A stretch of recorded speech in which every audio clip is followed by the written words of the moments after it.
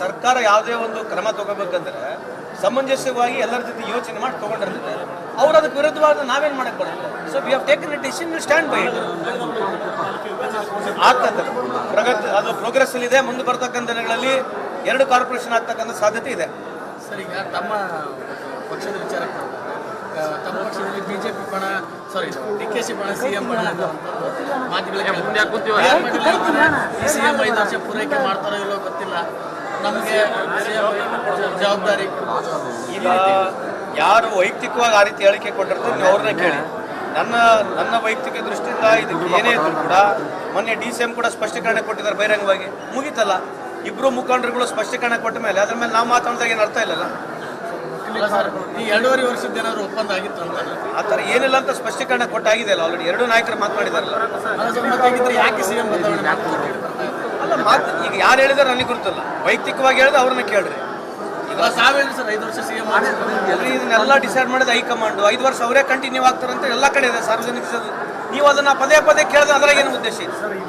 ಈಗ SL ಅದನ್ನ ನಾವು ಉತ್ತರ ಕೊಡಬೇಕು. ನೀವು SL ಕೇಳಿದ್ರು ಕೂಡ ಅದನ್ನೇ ಉತ್ತರ ನಾವು ಹೇಳ್ತೀವಿ. ನಕಲಿ ಕಾರ್ಮಿಕ ಕಾರ್ಡ್ಗಳನ್ನು ರದ್ದು ಮಾಡಲಿಕ್ಕೆ ಹೋಗಿ ಅಸಲಿ ಕಾರ್ಮಿಕರ ಕಾರ್ಡ್ಗಳನ್ನು ರದ್ದು ಮಾಡಿದ್ದಾರೆ ರಾಜ್ಯದಲ್ಲಿ. ನೋಡ್ರಿ, ಆ ಥರ ಯಾವುದೇ ಆಗಿದ್ರೆ ನಮ್ಮ ಪ್ರಕಾರ ಆಗಿರ್ಲಿಕ್ಕಿಲ್ಲ. ಆಗಿದ್ರೆ ರಿವಿಸಿಟ್ ಮಾಡಿ ಮಾಡಿಸ್ಕೊಡ್ತೀವಿ. ನಮ್ಮ ಉದ್ದೇಶ ಇರ್ತಕ್ಕಂಥದ್ದು ಜೆನ್ಯೂನ್ ಅವ್ರಿಗೆ ಕಾರ್ಡ್ ಸಿಗಬೇಕಂತೇಳಿ. ಯಾರೋ ಕಟ್ಟಡ ಕಾರ್ಮಿಕರು ಪಾಪ ಅವ್ರು ಬೆವರು ಸುರಿಸಿ ಅವರು ಕಷ್ಟ ಬಿದ್ದು ನಮಗೆ ಸೆಸ್ ಕಲೆಕ್ಟ್ ಮಾಡಿಕೊಡ್ತಾರೆ. ಬೇರೆ ರೀತಿ ಜನ ಉಪಯೋಗಿಸ್ಕೋಬಾರ್ದು ಅನ್ನೋದಕ್ಕೆ ಇದು ಮಾಡಿರ್ತಕ್ಕಂಥದ್ದು. ಈಗ 43 ಸೆಗ್ಮೆಂಟ್ಗಳಲ್ಲಿ 43 ಗಾಡಿಗಳು ಮಾಡಿದ್ದೀವಿ. ಇನ್ನೊಂದು ತಿಂಗಳವರೆಗೆ ಈ ಗಾಡಿಗಳು ಅಲ್ಲಿ ಪ್ರಾರಂಭ ಆಗ್ತವೆ. ನಮ್ಮ ಹತ್ರ ಏನು ಆ ಸೆಕ್ಟರ್ ವೈಸು, ಆ ರೀಸನ್ ವೈಸು ನಮ್ಮಲ್ಲಿ ಲೀಸ್ಟ್ ಇದೆ. ಆ ಲೀಸ್ಟನ್ನ ನಾವೇ ಪರ್ಸನಲ್ ಆಗಿ ವಿಸಿಟ್ ಮಾಡ್ತೀವಿ. ಅವ್ನ ಮನೆಗೆ ಏನಿದೆ, ಗಾಡಿ ಇದೆಯೋ, ಎಷ್ಟು ಎಕರೆ ಭೂಮಿ ಇದೆ, ಅವನೇನು ಫೈನಾನ್ಷಿಯಲಿ ಹೆಂಗಿದ್ದಾನೆ, ಕೇಪಬಲ್ ಇದನ್ನೋ, ಎಲ್ಲೋ ಕೆಲಸ ಮಾಡ್ತಾನೆ, ಕಳೆದ 1 ವರ್ಷದಲ್ಲಿ ಎಲ್ಲಿ ಕೆಲಸ ಮಾಡಿದ್ರೆ ಎಲ್ಲ ಸಂಪೂರ್ಣ ಮಾಹಿತಿ ನಾವೇ ತಗೊಳ್ತೀವಿ. ಇದು ಸಂಪೂರ್ಣವಾಗಿ ಕ್ಲಾರಿಫಿಕೇಶನ್ ಆಗಲಿಕ್ಕೆ ಇನ್ನೊಂದು 3-4 ತಿಂಗಳ ಬೇಕು.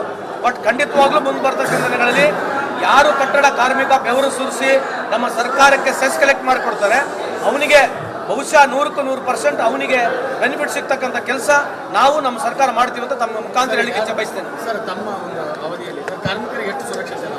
ಮೊನ್ನೆ ಗಡಿ ಭಾಗದಲ್ಲಿ ಒಬ್ಬ ಕಾರ್ಮಿಕನಿಗೆ ಸರಪಳಿ ಕಟ್ಟಿ ದುಡಿಸ್ಕೊಳ್ಳುವಂಥದ್ದು ಜೀತ ಪದ್ಧತಿ ಅಂತ ಈ ರೀತಿಯ ಹೋಟೆಲ್ ಒಳಗೆ ಸರಪಳಿ ಕಟ್ಟಿ ದುಡಿಸ ಬಲವಂತವಾಗಿ ಕಾರ್ಮಿಕರಿಗೆ ಎಷ್ಟು ಸುರಕ್ಷತೆ? ಅಂದರೆ ಈ ಸುರಕ್ಷತೆ ಅಂತಕ್ಕಂಥದ್ದು ನಿಮಗೂ ಇದೆ. ನೀವು ಕಾರ್ಮಿಕರು, ನಾವು ಕಾರ್ಮಿಕರೇ. ಯಾವನೊಬ್ಬನು ಇನ್ಹ್ಯೂಮನ್ ಆ್ಯಕ್ಟ್ ಅದು ಮಾಡಿರ್ತಕ್ಕಂಥದ್ದು. ಅದು ಇನ್ಹ್ಯೂಮನ್ ಆ್ಯಕ್ಟ್ ಅದು. ಸೊ ಅದಕ್ಕೆ ಇಲಾಖೆ ಅಂತಲ್ಲ, ಸಮಾಜನೇ ಅವನ್ನ ಬಹಿಷ್ಕರಿಸಬೇಕು. ಸೊ ಅಂಥವು ಎಲ್ಲೆಲ್ಲಿ ನಡೀತಾವೆ ಇದು ಸೋಷಿಯಲ್ ಈವಿಲ್ಸ್ ಇರಲ್ಲ. ಮಾನಸಿಕವಾಗಿ ಯಾರು ತಲೆ ಸರಿ ಇರಲ್ಲ ಅಂಥವ್ರೆ ಮಾಡ್ತಾರೆ. ಈಗ ಮಿನಿಮಮ್ ವೇಜಸ್ ಕೊಟ್ಟಿಲ್ಲ, ಗ್ರ್ಯಾಚ್ಯುಟಿ ಕೊಟ್ಟಿಲ್ಲ, ಕೆಲಸದಿಂದ ತೆಗೆದ್ರು, ನೋಟಿಸ್ ಕೊಡ್ಲಾರಂಗೆ ತೆಗೆದು ಅವೆಲ್ಲ ಕಾನೂನು ಪ್ರಕಾರ ಕ್ರಮ ತಗೋಬೋದು. ಇದು ಇನ್ಹ್ಯೂಮನ್ ಆ್ಯಕ್ಟ್. ಇದು ಕ್ರಿಮಿನಲ್ ಕೇಸ್ ಆಗುತ್ತೆ. ಕ್ರಿಮಿನಲ್ ಕೇಸ್ ಮುಖದಮ ಆಗುತ್ತೆ ಅವ್ರ ಮೇಲೆ.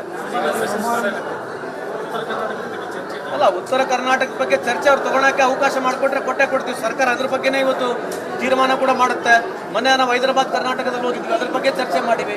ಈ ಬಾರಿ ಇಲ್ಲಿ ಬಂದಾಗ ಉತ್ತರ ಕರ್ನಾಟಕ ಬಗ್ಗೆನೂ ಚರ್ಚೆ ಮಾಡ್ತೀವಿ. ಅದು ಮುಖ್ಯಮಂತ್ರಿ ಅವರಿಗೆ, ಸರ್ಕಾರಕ್ಕೆ, ವಿಶೇಷವಾಗಿ ಮುಖ್ಯಮಂತ್ರಿ ಅವರಿಗೆ ನಮ್ಮ ಹೈಕಮಾಂಡ್ ಬಿಟ್ಟಿರ್ತಕ್ಕಂಥ ಪರ್ಫಾರ್ಮೆನ್ಸ್ ತಯಾರು ಮಾಡ್ತಾ ಇದ್ರು ವರದಿ ಅಂತ. ಯಾವ ಸಚಿವರು ಎಷ್ಟು ಪರ್ಫಾರ್ಮೆನ್ಸ್ ಮಾಡಿದ್ದಾರೆ? ಒಳ್ಳೇದಲ್ಲ, ಆ ಥರ ಮಾಡಿದ್ರೆ ಒಳ್ಳೇದು. ಅಲ್ಲ, ಮಾಡ್ತಿದ್ದಾರೆ ಗೊತ್ತಿಲ್ಲ, ನನಗೆ ಗೊತ್ತಿಲ್ಲ. ಹಿರಿಯರು ತ್ಯಾಗ ಮಾಡಬೇಕು, ಅವ್ರಿಗೆ ಕೇಳಬೇಕು. ಅವ್ರು ಹೇಳಿ DCM ಸಾಹೇಬ್ರು ಹೇಳಿದ್ರೆ ನೀವು ಅವ್ರನ್ನ ಕೇಳಿ.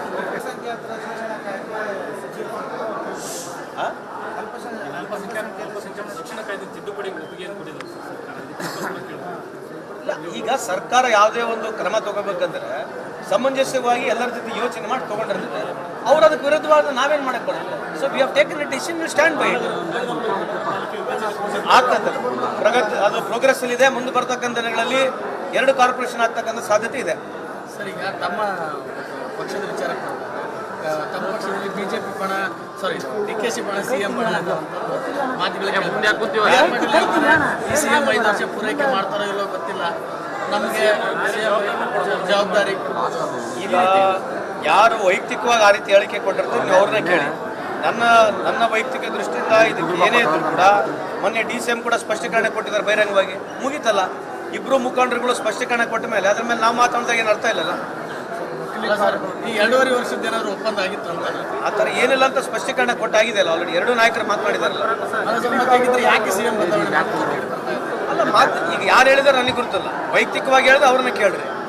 ಈಗ ತಾವೇನು ಸರ್ 5 ವರ್ಷ ಸಿಎಂ ಎಲ್ರಿ ಇದನ್ನೆಲ್ಲ ಡಿಸೈಡ್ ಮಾಡಿದ ಹೈಕಮಾಂಡ್ 5 ವರ್ಷ ಅವರೇ ಕಂಟಿನ್ಯೂ ಆಗ್ತಾರಂತ ಎಲ್ಲ ಕಡೆ ಇದೆ ಸಾರ್ವಜನಿಕ. ನೀವು ಅದನ್ನ ಪದೇ ಪದೇ ಕೇಳಿದ್ರೆ ಅದ್ರಾಗ ಏನು ಉದ್ದೇಶ ಇದೆ?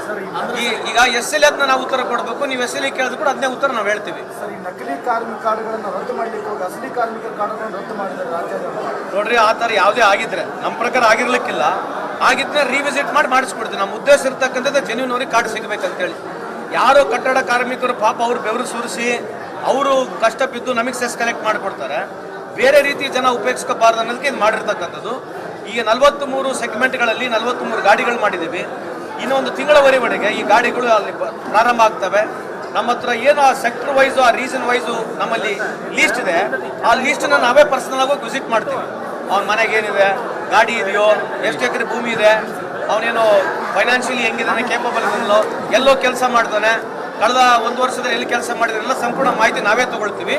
ಇದು ಸಂಪೂರ್ಣವಾಗಿ ಕ್ಲಾರಿಫಿಕೇಶನ್ ಆಗಲಿಕ್ಕೆ ಇನ್ನೊಂದು 3-4 ತಿಂಗಳ ಬೇಕು. ಬಟ್ ಖಂಡಿತವಾಗ್ಲೂ ಮುಂದೆ ಬರ್ತಕ್ಕಂಥ ದಿನಗಳಲ್ಲಿ ಯಾರು ಕಟ್ಟಡ ಕಾರ್ಮಿಕ ಬೆವರು ಸುರಿಸಿ ನಮ್ಮ ಸರ್ಕಾರಕ್ಕೆ ಸೆಸ್ ಕಲೆಕ್ಟ್ ಮಾಡಿಕೊಡ್ತಾರೆ, ಅವನಿಗೆ ಬಹುಶಃ 100% ಅವನಿಗೆ ಬೆನಿಫಿಟ್ ಸಿಗ್ತಕ್ಕಂಥ ಕೆಲಸ ನಾವು ನಮ್ಮ ಸರ್ಕಾರ ಮಾಡ್ತೀವಿ ಅಂತ ತಮ್ಮ ಮುಖಾಂತರ ಹೇಳಿಕೆ ಇಚ್ಛೆ ಬಯಸ್ತೇನೆ. ಸರ್, ತಮ್ಮ ಒಂದು ಅವಧಿಯಲ್ಲಿ ಕಾರ್ಮಿಕರಿಗೆ ಎಷ್ಟು ಸುರಕ್ಷತೆ ಮೊನ್ನೆ ಗಡಿ ಭಾಗದಲ್ಲಿ ಒಬ್ಬ ಕಾರ್ಮಿಕನಿಗೆ ಸರಪಳಿ ಕಟ್ಟಿ ದುಡಿಸ್ಕೊಳ್ಳುವಂಥದ್ದು ಜೀತ ಪದ್ಧತಿ ಅಂತ ಈ ರೀತಿಯ ಹೋಟೆಲ್ ಒಳಗೆ ಸರಪಳಿ ಕಟ್ಟಿ ದುಡಿಸ ಬಲವಂತವಾಗಿ ಕಾರ್ಮಿಕರಿಗೆ ಎಷ್ಟು ಸುರಕ್ಷತೆ? ಅಲ್ರಿ, ಸುರಕ್ಷತೆ ಅಂತಕ್ಕಂಥದ್ದು ನಿಮಗೂ ಇದೆ. ನೀವು ಕಾರ್ಮಿಕರು, ನಾವು ಕಾರ್ಮಿಕರೇ. ಯಾವನೊಬ್ಬನು ಇನ್ಹ್ಯೂಮನ್ ಆ್ಯಕ್ಟ್ ಅದು ಮಾಡಿರ್ತಕ್ಕಂಥದ್ದು, ಅದು ಇನ್ಹ್ಯೂಮನ್ ಆ್ಯಕ್ಟ್ ಅದು. ಸೊ ಅದಕ್ಕೆ ಇಲಾಖೆ ಅಂತಲ್ಲ, ಸಮಾಜನೇ ಅವನ್ನ ಬಹಿಷ್ಕರಿಸಬೇಕು. ಸೊ ಅಂಥವು ಎಲ್ಲೆಲ್ಲಿ ನಡೀತಾವೆ, ಇದು ಸೋಷಿಯಲ್ ಈವಿಲ್ಸ್ ಇರಲ್ಲ. ಮಾನಸಿಕವಾಗಿ ಯಾರು ತಲೆ ಸರಿ ಇರಲ್ಲ ಅಂಥವ್ರೆ ಮಾಡ್ತಾರೆ. ಈಗ ಮಿನಿಮಮ್ ವೇಜಸ್ ಕೊಟ್ಟಿಲ್ಲ, ಗ್ರ್ಯಾಚ್ಯುಟಿ ಕೊಟ್ಟಿಲ್ಲ, ಕೆಲಸದಿಂದ ತೆಗೆದ್ರು, ನೋಟಿಸ್ ಕೊಡ್ಲಾರಂಗೆ ತೆಗೆದು ಅವೆಲ್ಲ ಕಾನೂನು ಪ್ರಕಾರ ಕ್ರಮ ತಗೋಬೋದು. ಇದು ಇನ್ಹ್ಯೂಮನ್ ಆ್ಯಕ್ಟ್. ಇದು ಕ್ರಿಮಿನಲ್ ಕೇಸ್ ಆಗುತ್ತೆ. ಕ್ರಿಮಿನಲ್ ಕೇಸ್ ಮುಖದಮ ಆಗುತ್ತೆ ಅವ್ರ ಮೇಲೆ. ಅಲ್ಲ, ಉತ್ತರ ಕರ್ನಾಟಕ ಬಗ್ಗೆ ಚರ್ಚೆ ಅವ್ರು ತಗೊಳಕ್ಕೆ ಅವಕಾಶ ಮಾಡಿಕೊಟ್ರೆ ಕೊಟ್ಟೆ ಕೊಡ್ತೀವಿ. ಸರ್ಕಾರ ಅದ್ರ ಬಗ್ಗೆನೇ ಇವತ್ತು ತೀರ್ಮಾನ ಕೂಡ ಮಾಡುತ್ತೆ. ಮೊನ್ನೆ ನಾವು ಹೈದರಾಬಾದ್ ಕರ್ನಾಟಕದಲ್ಲಿ ಹೋಗಿದ್ವಿ, ಅದ್ರ ಬಗ್ಗೆ ಚರ್ಚೆ ಮಾಡಿವಿ. ಈ ಬಾರಿ ಇಲ್ಲಿ ಬಂದಾಗ ಉತ್ತರ ಕರ್ನಾಟಕ ಬಗ್ಗೆನೂ ಚರ್ಚೆ ಮಾಡ್ತೀವಿ. ಅದು ಮುಖ್ಯಮಂತ್ರಿ ಅವರಿಗೆ, ಸರ್ಕಾರಕ್ಕೆ, ವಿಶೇಷವಾಗಿ ಮುಖ್ಯಮಂತ್ರಿ ಅವರಿಗೆ ನಮ್ಮ ಹೈಕಮಾಂಡ್ ಬಿಟ್ಟಿರ್ತಕ್ಕಂಥ. ಅಲ್ಲ, ಪರ್ಫಾರ್ಮೆನ್ಸ್ ತಯಾರು ಮಾಡ್ತಾ ಇದ್ರು ವರದಿ ಅಂತ ಯಾವ ಸಚಿವರು ಎಷ್ಟು ಪರ್ಫಾರ್ಮೆನ್ಸ್ ಮಾಡಿದ್ದಾರೆ? ಒಳ್ಳೇದಲ್ಲ, ಆ ಥರ ಮಾಡಿದ್ರೆ ಒಳ್ಳೇದು. ಅಲ್ಲ, ಮಾಡ್ತಿದ್ದಾರೆ ಗೊತ್ತಿಲ್ಲ, ನನಗೆ ಗೊತ್ತಿಲ್ಲ. ಹಿರಿಯರು ತ್ಯಾಗ ಮಾಡಬೇಕು, ಅವ್ರಿಗೆ ಕೇಳಬೇಕು. ಅವ್ರು ಹೇಳಿ DCM ಸಾಹೇಬ್ರು ಹೇಳಿದ್ರೆ ನೀವು ಅವ್ರನ್ನ ಕೇಳಿ.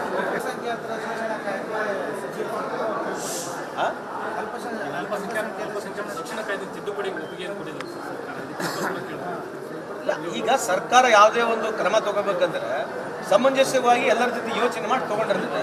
ಅವ್ರು ಅದಕ್ಕೆ ವಿರುದ್ಧವಾದ ನಾವೇನು ಮಾಡಕ್ಕೆ ಬರುತ್ತೆ. So we have taken A decision, will stand by it.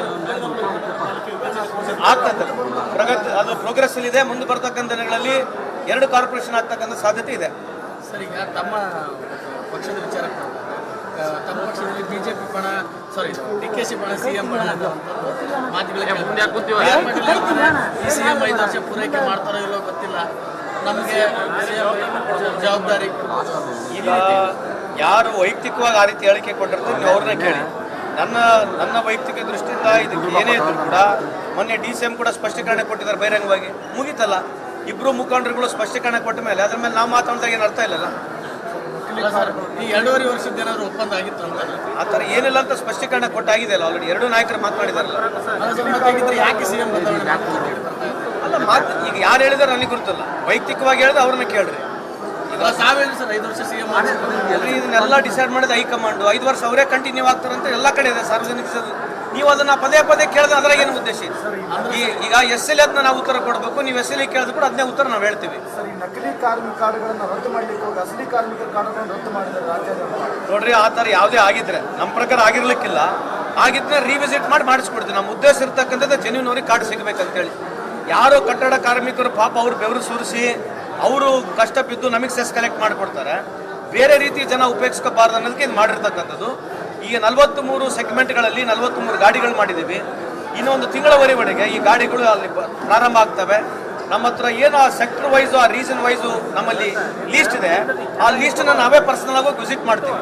ಅವ್ನ ಮನೆಗೆ ಏನಿದೆ, ಗಾಡಿ ಇದೆಯೋ, ಎಷ್ಟು ಎಕರೆ ಭೂಮಿ ಇದೆ, ಅವನೇನು ಫೈನಾನ್ಷಿಯಲಿ ಹೆಂಗಿದಾನೆ, ಕೇಪಬಲ್ ಇದನ್ನೋ, ಎಲ್ಲೋ ಕೆಲಸ ಮಾಡ್ತಾನೆ, ಕಳೆದ 1 ವರ್ಷದಲ್ಲಿ ಎಲ್ಲಿ ಕೆಲಸ ಮಾಡಿದ್ರೆಲ್ಲ ಸಂಪೂರ್ಣ ಮಾಹಿತಿ ನಾವೇ ತಗೊಳ್ತೀವಿ.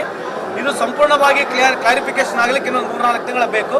ಬಟ್ ಖಂಡಿತವಾಗ್ಲೂ ಮುಂದೆ ಬರ್ತಕ್ಕಂಥ ದಿನಗಳಲ್ಲಿ ಯಾರು ಕಟ್ಟಡ ಕಾರ್ಮಿಕ ಬೆವರು ಸುರಿಸಿ ನಮ್ಮ ಸರ್ಕಾರಕ್ಕೆ ಸೆಸ್ ಕಲೆಕ್ಟ್ ಮಾಡಿಕೊಡ್ತಾರೆ ಅವನಿಗೆ ಬಹುಶಃ 100% ಅವನಿಗೆ ಬೆನಿಫಿಟ್ ಸಿಗ್ತಕ್ಕಂಥ ಕೆಲಸ ನಾವು ನಮ್ಮ ಸರ್ಕಾರ ಮಾಡ್ತೀವಿ ಅಂತ ತಮ್ಮ ಮುಖಾಂತರ ಹೇಳಿಕೆ ಇಚ್ಛೆ ಬಯಸ್ತೇನೆ. ಸರ್ ತಮ್ಮ ಒಂದು ಅವಧಿಯಲ್ಲಿ ಸರ್ ಕಾರ್ಮಿಕರಿಗೆ ಎಷ್ಟು ಸುರಕ್ಷತೆ ಇಲ್ಲ? ಈ ಮೊನ್ನೆ ಗಡಿ ಭಾಗದಲ್ಲಿ ಒಬ್ಬ ಕಾರ್ಮಿಕನಿಗೆ ಸರಪಳಿ ಕಟ್ಟಿ ದುಡಿಸ್ಕೊಳ್ಳುವಂಥದ್ದು ಜೀತ ಪದ್ಧತಿ ಅಂತ ಈ ರೀತಿಯ ಹೋಟೆಲ್ ಒಳಗೆ ಸರಪಳಿ ಕಟ್ಟಿ ದುಡಿಸೋ ಬಲವಂತವಾಗಿ ಕಾರ್ಮಿಕರಿಗೆ ಎಷ್ಟು ಸುರಕ್ಷತೆ? ಅಂದ್ರೆ ಈ ಸುರಕ್ಷತೆ ಅಂತಕ್ಕಂಥದ್ದು ನಿಮಗೂ ಇದೆ, ನೀವು ಕಾರ್ಮಿಕರು ನಾವು ಕಾರ್ಮಿಕರೇ. ಯಾವನೊಬ್ಬನು ಇನ್ಹ್ಯೂಮನ್ ಆ್ಯಕ್ಟ್ ಅದು ಮಾಡಿರ್ತಕ್ಕಂಥದ್ದು, ಅದು ಇನ್ಹ್ಯೂಮನ್ ಆ್ಯಕ್ಟ್ ಅದು. ಸೊ ಅದಕ್ಕೆ ಇಲಾಖೆ ಅಂತಲ್ಲ, ಸಮಾಜನೇ ಅವನ್ನ ಬಹಿಷ್ಕರಿಸಬೇಕು. ಸೊ ಅಂಥವು ಎಲ್ಲೆಲ್ಲಿ ನಡೀತಾವೆ ಇದು ಸೋಷಿಯಲ್ ಈವಿಲ್ಸ್ ಇರಲ್ಲ, ಮಾನಸಿಕವಾಗಿ ಯಾರು ತಲೆ ಸರಿ ಇರಲ್ಲ ಅಂಥವ್ರೆ ಮಾಡ್ತಾರೆ. ಈಗ ಮಿನಿಮಮ್ ವೇಜಸ್ ಕೊಟ್ಟಿಲ್ಲ, ಗ್ರ್ಯಾಚ್ಯುಟಿ ಕೊಟ್ಟಿಲ್ಲ, ಕೆಲಸದಿಂದ ತೆಗೆದ್ರು, ನೋಟಿಸ್ ಕೊಡ್ಲಾರಂಗೆ ತೆಗೆದು ಅವೆಲ್ಲ ಕಾನೂನು ಪ್ರಕಾರ ಕ್ರಮ ತಗೋಬೋದು. ಇದು ಇನ್ಹ್ಯೂಮನ್ ಆ್ಯಕ್ಟ್, ಇದು ಕ್ರಿಮಿನಲ್ ಕೇಸ್ ಆಗುತ್ತೆ. ಕ್ರಿಮಿನಲ್ ಕೇಸ್ ಮುಖದಮ ಆಗುತ್ತೆ ಅವ್ರ ಮೇಲೆ.